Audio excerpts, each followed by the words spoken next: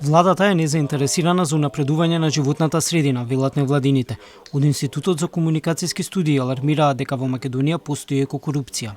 Незаинтересираноста на владата, независно од која владеачка партија, за доследно спроведување на меѓународните конвенции, законите и препораките од експертите, минорната распределба на пари од државниот буџет за унапредување и заштита на животната средина, невладеењето на еколошкото право, неказнивоста на сторителите и корупцијата во животната средина, нетранспарентноста на постапките за издавање концесии за користење на природни ресурси и неефективниот инспекцијски надзор на централно и локално ниво. Потребна е посилна и поквалитетна контрола на загадувачите и загадувањето и поголема транспарентност во работата на државните органи од овој сегмент, велат познавачите кои потенцираат и дека законот мора да се спроведува во пракса, а не да остане само на хартија. Од каде да тргне државата во решавање? Јас би предложила да тргне од климатската акција, од планот за климатска акција, затоа што тој е прилично прецизен и прилично јасен.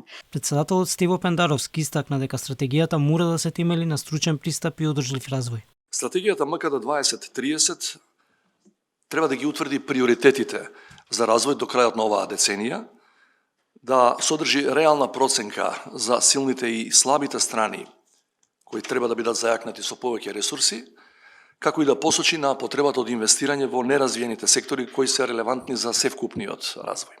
Дел од невладиниот сектор предлага и формирање на фонд за животна средина, во кој би се сливале сите приходи по основ на еколошки такси и даноци, преку кои би се финансирале еколошки проекти.